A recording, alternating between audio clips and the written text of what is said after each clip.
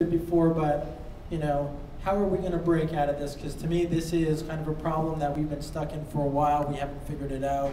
And to me, the game changer is this.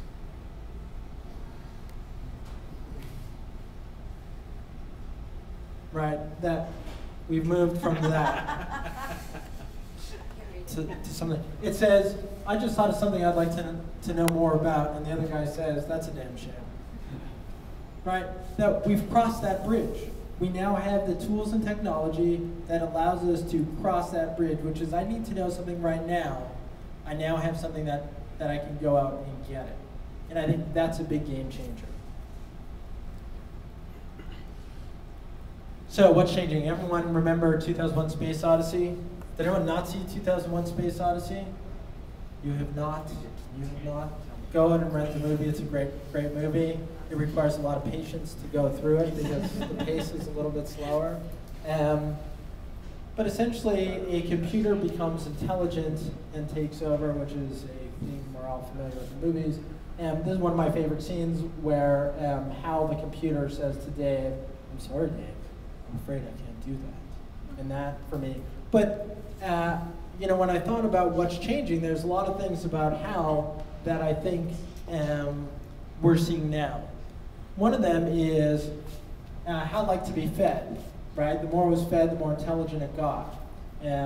Very much like the web. The web now is all about feeding the web.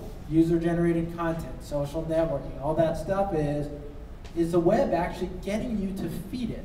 And it's questionable whether the web has intentionality in that way. I would argue yes. I also have an MA in philosophy, so I could talk ad infinitum about crap like that.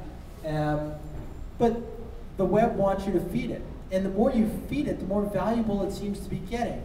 Who uses Skype? How valuable would Skype be if you were the only one using it? How valuable is the web today if you're the only one using it? If no one else is feeding the web, how valuable is it? So the web's value keeps getting larger and larger the more we feed it. Microsoft certainly thought Skype was valuable, didn't it? Yeah. Yes. Yes. I'm about to launch my lawsuit. I invented Skype. The web wants things to be viral. It loves when things are viral. Again, think about that value. YouTube. What makes a YouTube video valuable?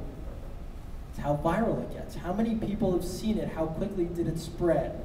The more people see it, I mean, look at that girl who performed with Lady Gaga. Who watched American Idol last night, other than me? Yeah, that was good. I think that depends where you put value. I mean, for me, watching a viral video that 8 million people have seen about a cat doing something means nothing. But the value to me is depending upon the time. In other words, if I have to do